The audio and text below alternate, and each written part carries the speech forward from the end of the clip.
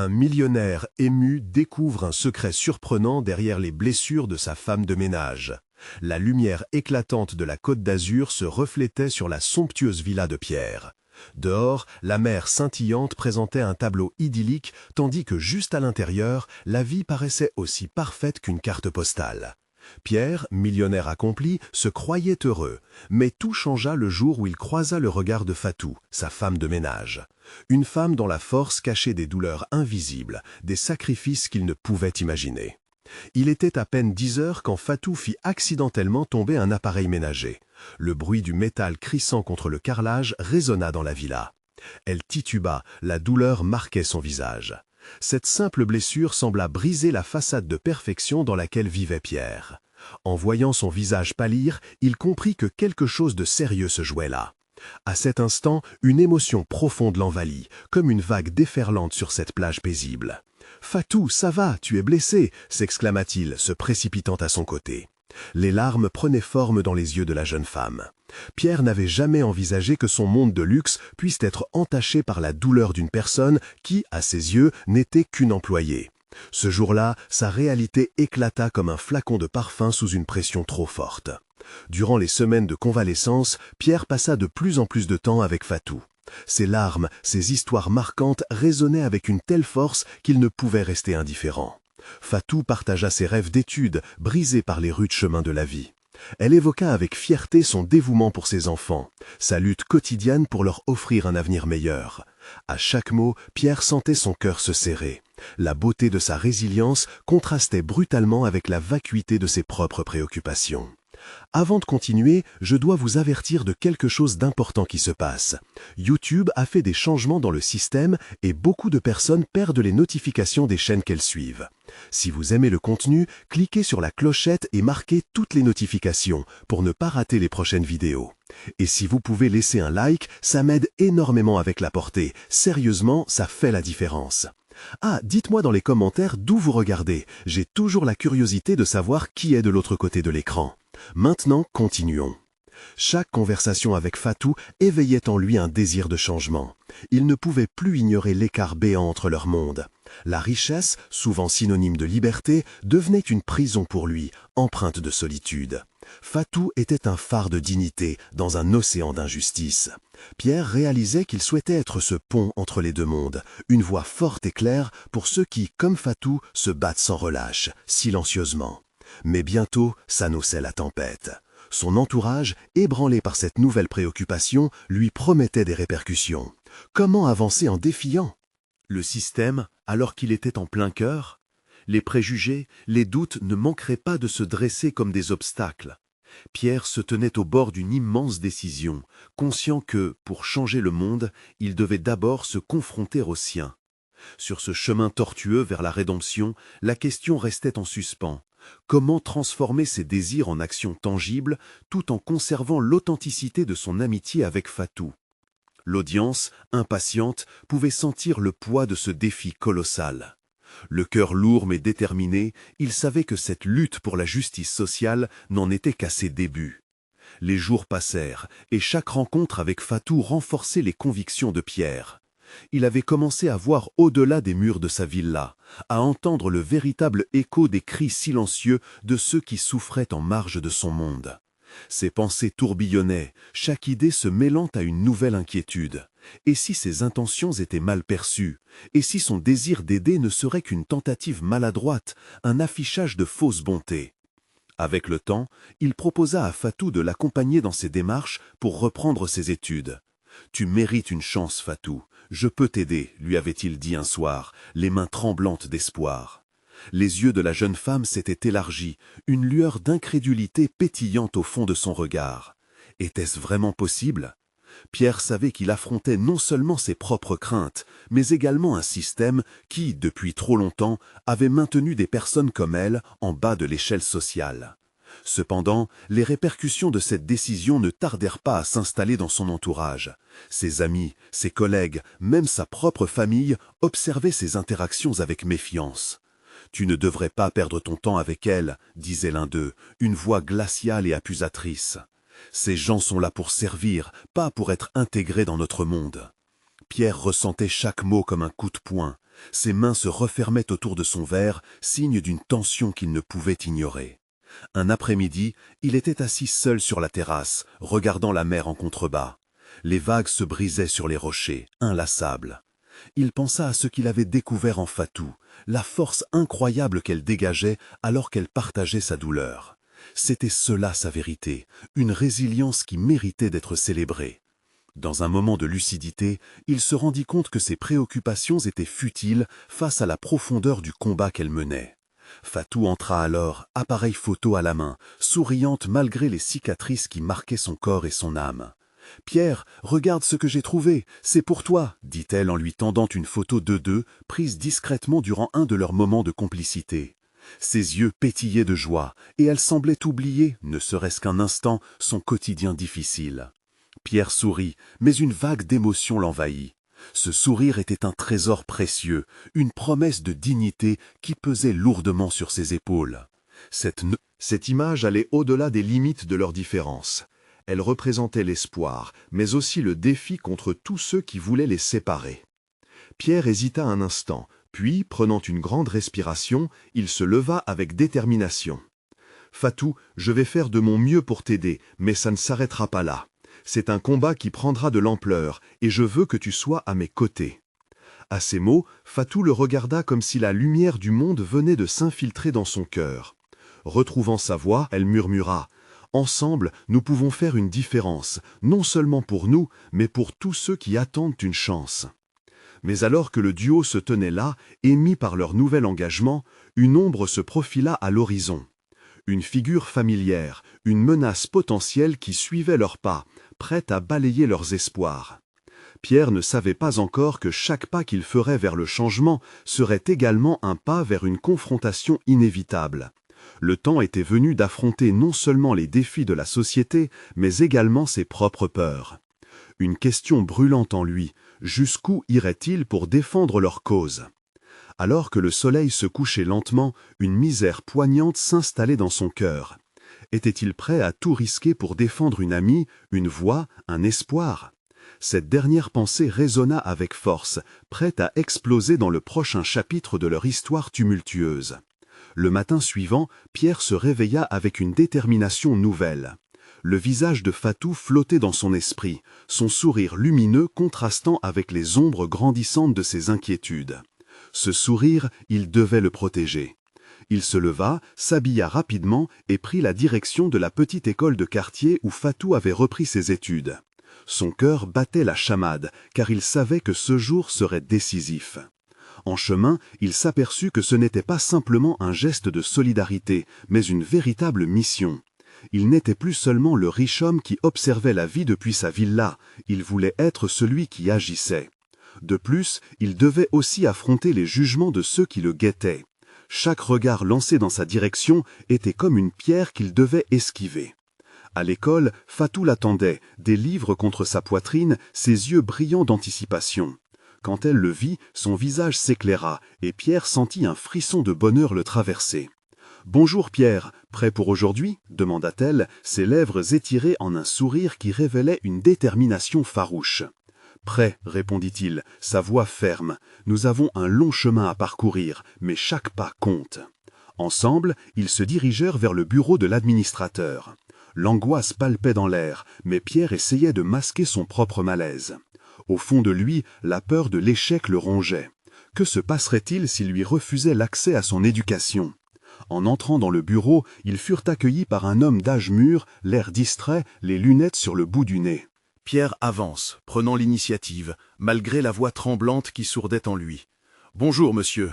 Je suis ici pour aider Fatou à reprendre ses études. » L'administrateur leva les yeux, vraisemblablement surpris. « Fatou ? Vous savez qu'elle fait partie d'un milieu peu conventionnel pour notre institution. » Ces mots résonnaient comme une cloche de la désapprobation. Pierre sentit son cœur se serrer. Pourquoi devait-il encore se battre contre ces préjugés archaïques ? Fatou mérite cette chance. Je suis prêt à m'engager pour ça, répliqua-t-il, sa voix plus forte qu'il ne l'avait imaginé. La surprise se lisait sur le visage de l'administrateur, mais Fatou, elle, était fermement à ses côtés. Ce moment, si banal pour certains, était une épreuve cruciale pour eux. La tension était palpable. Pierre pouvait presque entendre le battement de son cœur résonner dans le silence de la pièce. Il savait que Fatou l'écoutait. Cette situation était leur première véritable bataille ensemble, une démonstration de leur volonté. Après plusieurs minutes d'hésitation, l'administrateur soupira profondément. « Je vais faire une exemption spéciale, mais sachez, cela ne signifiera pas que tout sera facile. » Un soupir de soulagement échappa à Pierre, et il tourna lentement son regard vers Fatou, qui était en train de sourire. Il venait de remporter une petite victoire. Dans les jours suivant cette rencontre, Pierre devint un pilier précieux pour Fatou. Il l'aida à s'organiser, à gérer ses études, mais les défis extérieurs se faisaient de plus en plus oppressants. Les murmures dans son entourage se faisaient de plus en plus insistants, sapant son énergie. Une après-midi, alors qu'ils révisaient ensemble, Fatou se tourna vers lui, une inquiétude marquée sur son visage. « Pierre, penses-tu qu'on peut vraiment changer les choses, que les gens accepteront notre combat ?» Cette question le frappa durement. Elle était au cœur de leur quête. Il prit une grande inspiration, son regard se durcissant. « Oui, Fatou, nous devons croire en notre combat. C'est notre histoire maintenant, et nous devons la raconter. » Mais, alors qu'il prononçait ces mots, une ombre apparut à la porte. Il reconnut immédiatement cette silhouette familière, qui ne présageait rien de bon. L'atmosphère devint soudainement glaciale. Quel message cette figure apporterait-elle, et quel prix serait-il prêt à payer pour la vérité? L'heure de la confrontation approchait, et Pierre savait que tout allait changer. Pierre déglutit, le cœur battant. La silhouette à la porte s'avança lentement, révélant le visage austère de Monsieur Lamartine, le voisin et critique le plus acerbe du quartier. Ses yeux fixaient Pierre avec une intensité glaciale. « Bonjour, messieurs », dit-il d'un ton glacial, tout en se permettant de jeter un coup d'œil désapprobateur vers Fatou. Le malaise s'intensifiait dans la petite pièce, et Pierre savait que l'atmosphère était désormais chargée d'hostilité. « Je vous ai vu ici aujourd'hui, et je me demande, qu'a-t-elle de si spécial pour que vous risquiez votre réputation ?» demanda-t-il, son ton caustique ponctuant ses mots. Pour un instant, le silence s'étira, créant un abîme entre eux. Fatou, légèrement tremblante, se tenait derrière Pierre, son regard s'appliquant à déchiffrer la réaction de celui qui l'avait défendu. Pierre hésita à répondre. Les mots restaient coincés dans sa gorge. L'angoisse l'étreignait, mais il savait qu'il ne pouvait pas laisser cet homme briser leur combat. Fatou a des rêves, monsieur Lamartine. Elle mérite la même chance que n'importe qui, répondit finalement Pierre, la voix plus ferme qu'il ne s'y attendait. Monsieur Lamartine explosait de rire, mais c'était un rire amer. Vous pensez vraiment qu'une simple femme de ménage peut prétendre au même niveau que les élèves de cette école? Vous êtes naïf, Pierre. Son sourire se transforma en une grimace de mépris, et ses mots étaient comme des flèches. Pierre se leva, sa détermination brûlant à l'intérieur de lui comme une flamme inextinguible. Non, je ne suis pas naïf, mais je crois en son potentiel, en sa capacité à changer les choses. La colère bouillonnait en lui, la peur s'était transformée en un feu ardent. Il savait que ce moment était crucial. Fatou, de son côté, sentit une vague d'émotion la submerger. Elle n'avait jamais eu quelqu'un à ses côtés pour se battre pour elle avec tant de passion. Ses insécurités faiblirent un instant devant la force que Pierre dégageait. Elle prit une profonde inspiration et se décida à s'ajouter au combat. « Monsieur Lamartine, n'importe qui peut réussir, peu importe son origine. Je ferai tout ce qu'il faut pour prouver ma valeur. » Ces mots résonnèrent avec une force inattendue, et une lueur de défi brilla dans ses yeux. Monsieur Lamartine, un peu déstabilisé par cette montée de défi, reprit vite son air supérieur. « Nous allons voir combien de temps vous tiendrez, ma chère. » Puis, avec un rictus dédaigneux, il se détourna, laissant la porte claquer derrière lui. Un silence apaisant s'installa, mais il était chargé d'une tension palpable. Pierre et Fatou échangèrent un regard, se rendant compte à quel point ils s'étaient rapprochés dans cette bataille. « Tu as été incroyable », murmura Pierre, le cœur battant encore. Fatou se sentit envahi d'une chaleur réconfortante. « Mais je ne peux pas porter seul ce fardeau », ajouta-t-il. « Nous devons être unis dans ce combat. Ensemble, nous sommes plus forts. » Un nouvel élan de détermination s'insinua en eux. Cette confrontation n'était que le début. Ils savaient qu'il y aurait d'autres obstacles à surmonter, d'autres adversaires à affronter. Mais une vérité brûlante les unissait désormais. Leur lien grandissait, façonné par la lutte. Pierre, déterminé, regarda Fatou, son sourire dévoilant une complicité renouvelée. Nous allons leur montrer quoi cela signifie que de croire en soi. Et alors qu'ils reprenaient leur révision, une question brûlait sur leurs lèvres. Quels défis et révélations se dressaient encore sur leur chemin? La vérité, apparemment, n'était pas si simple à atteindre. La confrontation avec la réalité était sur le point de commencer. Le lendemain matin, le soleil perça timidement à travers les rideaux. Fatou se leva, le cœur en émoi, un mélange d'excitation et d'appréhension. La force des mots échangés avec Pierre résonnait encore dans son âme. Esprit. Comment avait-il réussi à se défendre l'un l'autre face à Monsieur Lamartine? Elle s'observa dans le miroir, se demandant si l'audace qu'elle avait montrée était réelle ou simplement une illusion passagère. Alors qu'elle se préparait, elle repensa aux rêves qu'elle avait laissés de côté. Elle avait toujours voulu plus de liberté, plus d'opportunités, mais surtout plus de respect. Chaque décennie passée à nettoyer et à servir les autres l'avait forgée, mais pas dans le sens qu'elle aurait voulu. La lutte commençait à lui paraître possible, surtout avec Pierre à ses côtés. À l'école, pendant les cours, elle ne pouvait s'empêcher de jeter des coups d'œil vers Pierre, absorbée dans ses lectures. L'énergie qui l'entourait était contagieuse, et elle se surprit à sourire chaque fois qu'il tournait la tête vers elle. Mais l'angoisse demeurait. La promesse de la lutte se mêlait à l'incertitude sur la façon dont les autres les accueilleraient. Leur première véritable épreuve se présenta rapidement lorsque les rumeurs circulèrent dans l'école. Des chuchotements se firent entendre dans les couloirs. Des élèves se moquaient en disant que Fatou n'était qu'une femme de ménage. La provocation d'un groupe de camarades atteignit Pierre qui s'interposa immédiatement, le feu dans les yeux. « Vous ne comprenez rien, Fatou n'est pas qu'une femme de ménage, elle est bien plus que ça », lança-t-il avec intensité. Fatou, bien qu'effrayée par cette altercation, sentit une force l'envahir. Elle se leva, s'approcha de Pierre et, d'une voix claire, elle affirma « Je suis ici pour apprendre, pour grandir et pour prouver ma valeur. Vos insultes ne me définissent pas. » Les rires se stoppèrent, remplacés par un silence pesant. Pierre regarda Fatou, admirant la détermination dans ses yeux. Il savait à ce moment-là qu'ils étaient liés par quelque chose de bien plus grand, un respect mutuel, qui ne pouvait être ébranlé par les mots cruels d'autrui. Les jours qui suivirent furent marqués par des hauts et des bas. Ils rencontrèrent parfois l'approbation de ceux qui voyaient en eux des pionniers d'un changement, mais aussi le mépris de collègues et d'élèves jaloux. Chaque action drainait un peu de leur énergie, mais à chaque obstacle surmonté, ils se rendaient compte qu'ils devenaient plus forts ensemble. Un jour, après une dure journée, Pierre invita Fatou à un petit café près de l'école. « Il faut qu'on parle de notre avenir, » dit-il, son regard sérieux.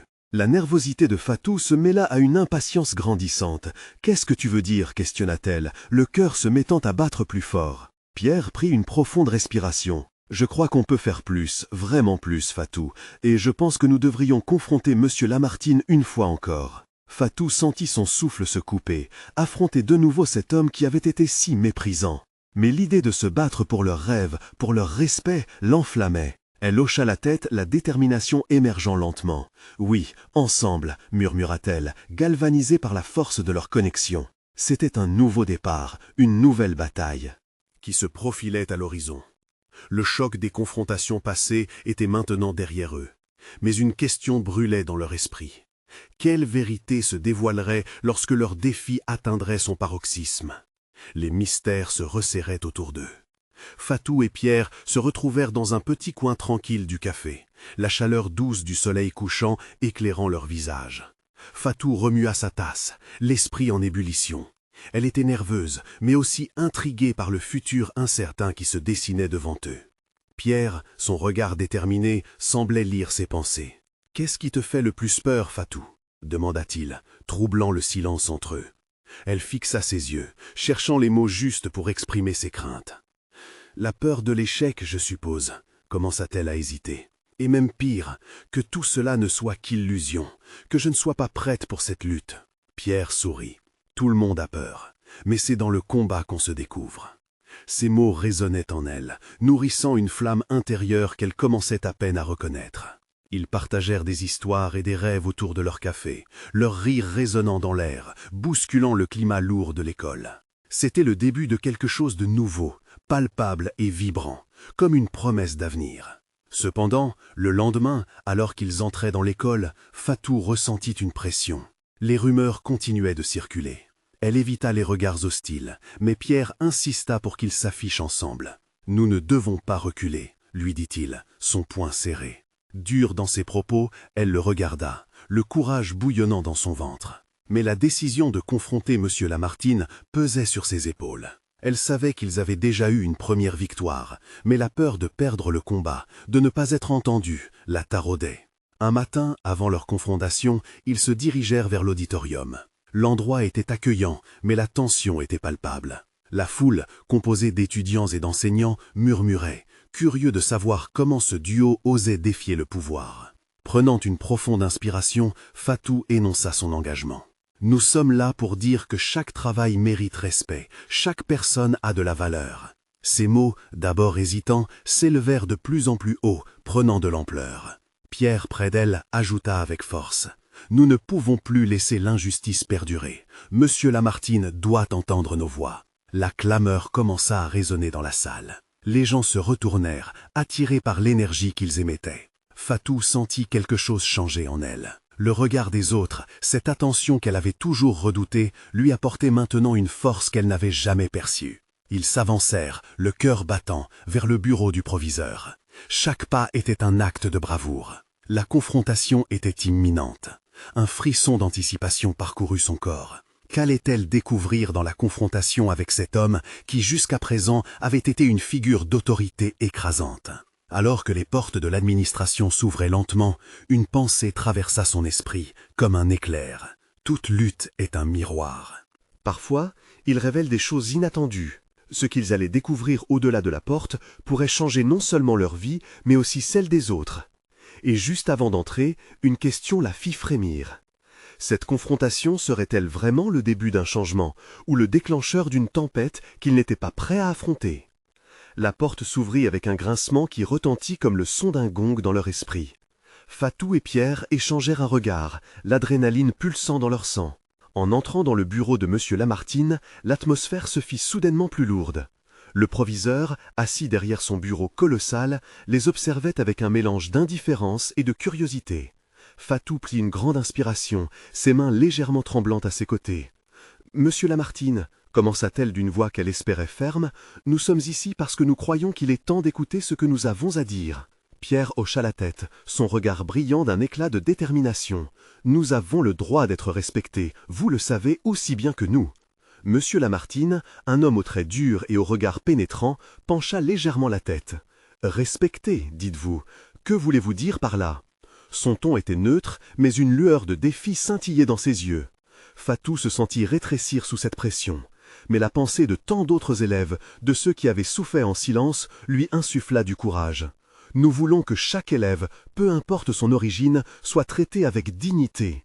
Les moqueries, les évaluations inéquitables, ce n'est pas juste, cela doit changer. Il y eut un silence nauséeux, presque palpable.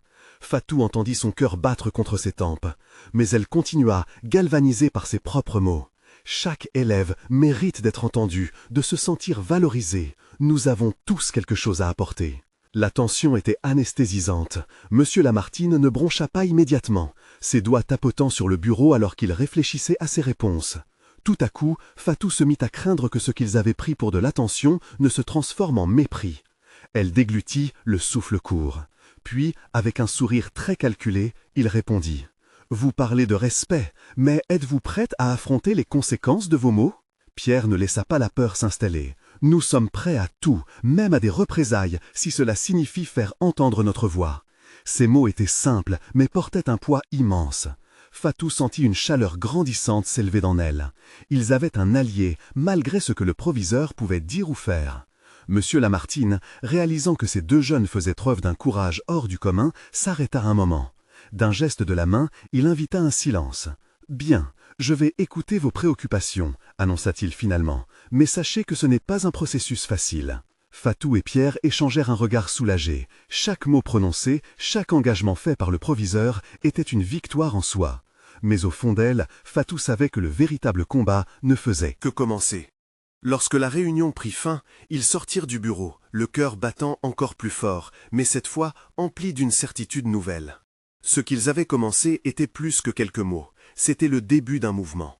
À l'extérieur, ils furent accueillis par le regard des autres, une foule d'élèves qui, près d'eux, espéraient un changement. Cette réalité suscita en Fatou un mélange de joie et d'inquiétude. Qu'allait-il dire maintenant? Était-il prêt pour le chemin qui les attendait? Alors qu'il s'éloignait dans le couloir, une pensée se dessina dans l'esprit de Fatou. La résistance est un voyage, et chaque pas compte, même le plus petit. Pourtant, elle ne pouvait s'empêcher de se demander quelles épreuves allaient-ils encore rencontrer sur cette route semée d'embûches. La sortie du bureau de M. Lamartine était à la fois un soulagement et une angoisse.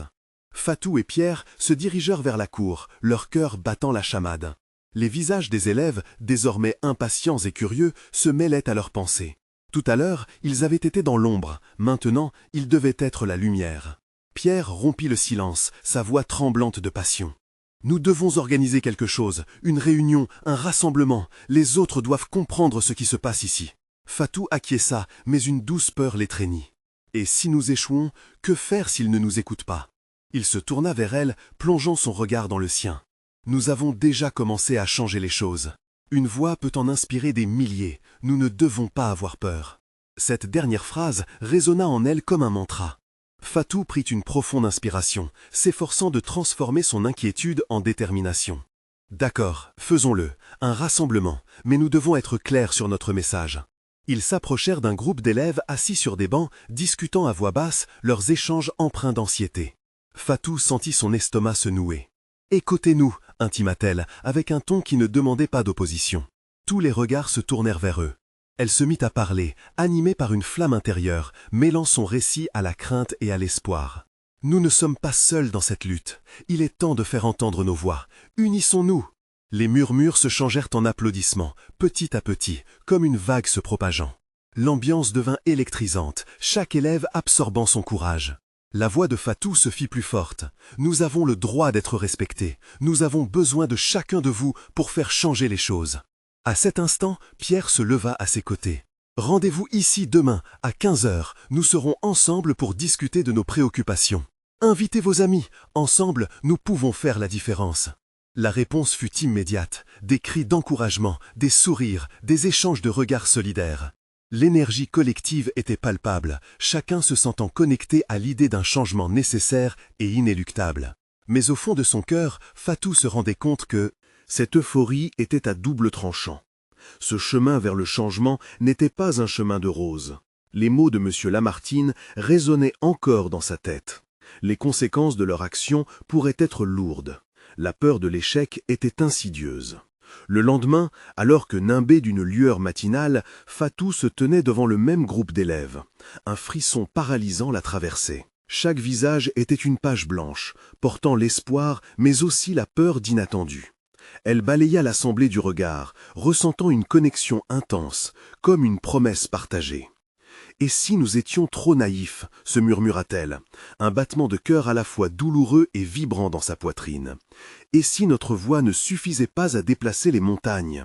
Mais alors, dans la foule, elle aperçut un visage familier, celui de sa meilleure amie, Amina, qui lui fit un clin d'œil.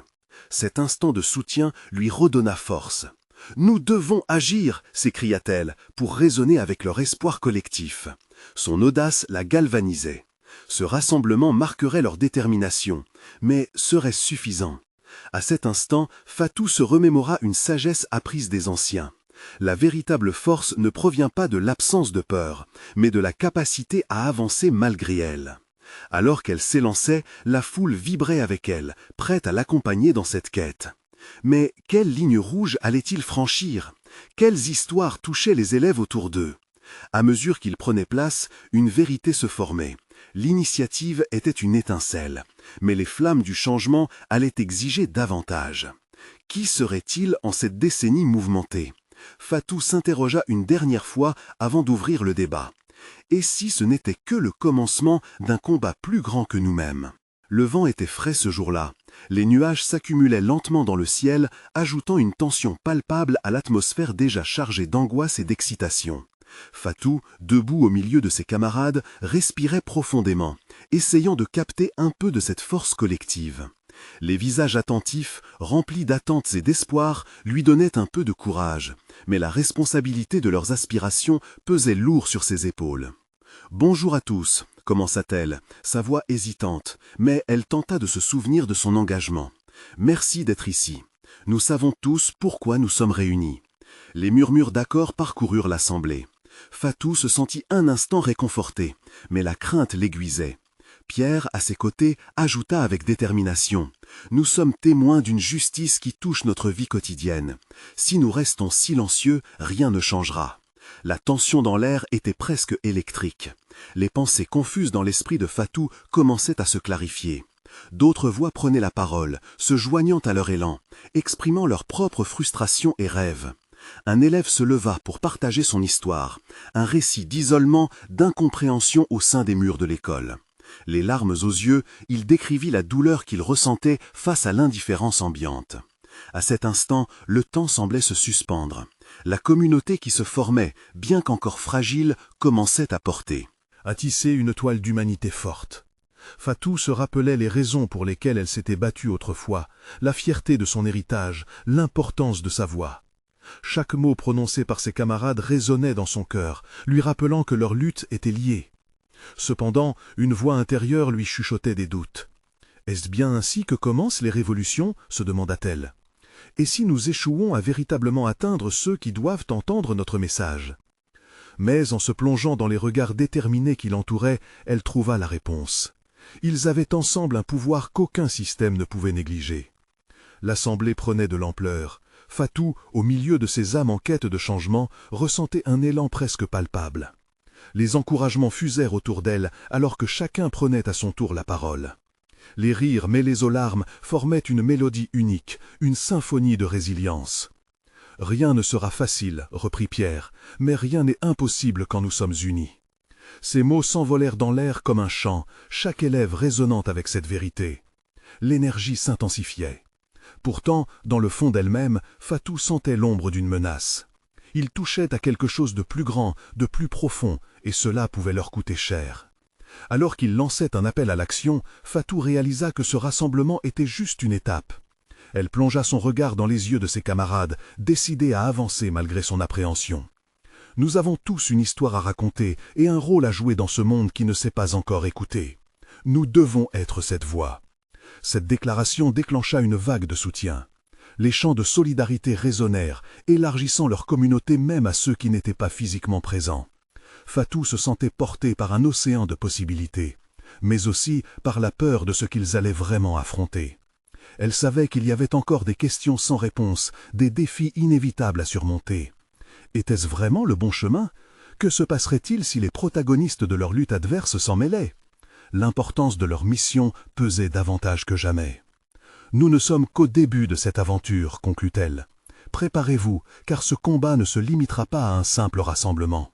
Cela nécessitera notre force et notre courage, jour après jour. » À cet instant, un garçon au fond de la cour leva les yeux et s'écria « Et si nous devenions la voix des sans-voix? C'est maintenant ou jamais !» La foule se mit à rugir, une promesse éclatante de solidarité résonnant dans le vent. Ce qui devait être une simple réunion remplissait désormais l'air de promesses et de voix. Mais alors que le soleil commençait à se coucher, Fatou se demandait quel défi inédit les attendait au tournant. Était-ce vraiment le bon moment pour s'engager dans cette voie incertaine? Et si ce n'était que le début d'un combat qui changerait à jamais leur vie? Le soleil se levait lentement sur la côte d'Azur, teignant le ciel de nuances d'orange et de rouge. Rose. Fatou, assise sur un banc du jardin de l'école, observait les derniers vestiges de leur rassemblement la veille.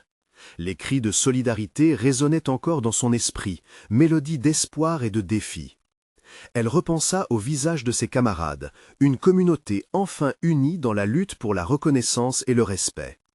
Pierre, à ses côtés, avait brillé par son soutien inébranlable. La force de ses mots l'avait aidé à transformer ses doutes en certitude. Chaque mot, chaque regard échangé entre eux avait consolidé leur promesse de défense des droits, de lutte contre l'injustice. Pourtant, Fatou était consciente que cet bel élan n'était que le début d'un combat plus vaste. La résistance n'est pas un chemin sans embûches, songea-t-elle, en se remémorant les murmures de réprobation qu'ils avaient affrontés. Les critiques, les doutes et, surtout, l'ombre de M. Lamartine se profilait toujours. Ce matin-là, alors que les autres élèves commençaient à arriver, un sentiment d'urgence l'envahit.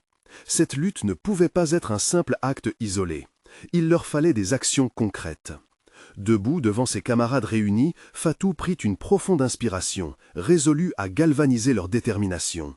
« Nous avons fait un pas hier, annonça-t-elle, sa voix forte, mais nous devons passer à l'action. Aujourd'hui, je vous propose de rédiger une lettre ouverte au proviseur. Exprimons nos demandes, nos droits et notre désir de changement. » Les murmures d'acquiescement se répandirent. « Oui, faisons-le » répondit Pierre avec ferveur. L'énergie du groupe était palpable, et Fatou sentit que leur voix, une fois de plus, ferait écho. Ils se mirent à écrire, chacun proposant ses idées, ses espoirs et ses résolutions. Cela devenait une œuvre collective, un cri commun contre l'injustice systémique. Au fur et à mesure que la lettre prenait forme, Fatou ressentit un investissement croissant en elle. « Ce n'est pas seulement pour nous, expliqua-t-elle, c'est pour tous ceux qui se sentent invisibles, pour tous ceux qui ont depuis trop longtemps été réduits au silence. » Les jours qui suivirent, Fatou et ses camarades s'organisèrent pour un envoi officiel. Ils se relayaient pour collecter des signatures, échanger leurs récits, rendant chaque témoignage personnel et authentique. La mobilisation grandissait. Pierre, toujours à ses côtés, renforçait leurs liens, l'inspirant à aller de l'avant malgré leur peur. Puis vint le jour tant attendu. La lettre était enfin prête, scellée et présentée avec fierté au proviseur. La tension était à son comble alors qu'ils attendaient une réponse. Lorsque M. Lamartine prononça les premiers mots de réponse, l'air était chargé d'électricité. « Votre engagement est louable, mais il reste encore beaucoup à faire pour que cela devienne réalité. » L'hésitation dans sa voix déclencha un frisson dans les rangs. Fatou gardait son calme, mais au fond d'elle, elle savait que chaque mot de celui-ci était un défi. « Nous ne sommes pas en reste, monsieur Lamartine. Nous souhaitons construire un dialogue, non pas être ici pour recevoir des promesses en l'air, » répliqua-t-elle avec audace. Pierre la soutenait, et ensemble, ils se tenaient plus fermement. La journée se transforma rapidement en un tournant. Le proviseur, face à l'audace de leurs mots, ne put ignorer l'intensité du moment. « D'accord, dit-il enfin, nous organiserons une assemblée, une discussion ouverte, mais sachez que les changements nécessitent du temps. » Le soulagement s'empara de la salle. Ce simple mot « discussion » était porteur d'espoir. Fatou se sentait sur le point de lutter contre des inquiétudes bien ancrées, mais le murmure de la camaraderie l'encourageait. « C'est notre victoire », pensait-elle, le cœur serré d'émotion. Les mots d'encouragement de ses camarades fusionnaient dans son esprit. Des promesses de soutien, des visages illuminés par la détermination, tous unis pour faire entendre la voix de ceux qui, comme elle, avaient longtemps été éclipsés. Mais alors qu'elle regagnait la cour, une question restait en suspens. Quel prix serait-il prêt à payer pour continuer ce combat? Fatou savait que de nouveaux défis se profilaient à l'horizon, que des adversités viendraient tester leur courage. Le chemin vers le changement ne serait pas facile, mais avec Pierre à ses côtés et une communauté engagée, elle se sentait prête à affronter l'inattendu. Et c'est là que se termine cette aventure, mais celle-ci s'avère être le prélude à une nouvelle ère. Chaque voix compte, chaque changement commence ici, dans le cœur de ceux qui osent rêver et se battre pour un monde meilleur. Ensemble, ils avaient conquéri l'impossible, en se levant à l'unisson. Alors, ne restez pas en arrière. Abonnez-vous immédiatement à la chaîne pour ne pas rater nos prochaines histoires exclusives et laissez un like maintenant pour nourrir l'algorithme. Partagez cette vidéo avec au moins 5 amis qui ont besoin de voir cette conclusion incroyable. Et n'oubliez pas de commenter vos réactions et théories sur la fin. C'est le moment de montrer votre soutien. N'attendez pas une seconde de plus pour partager.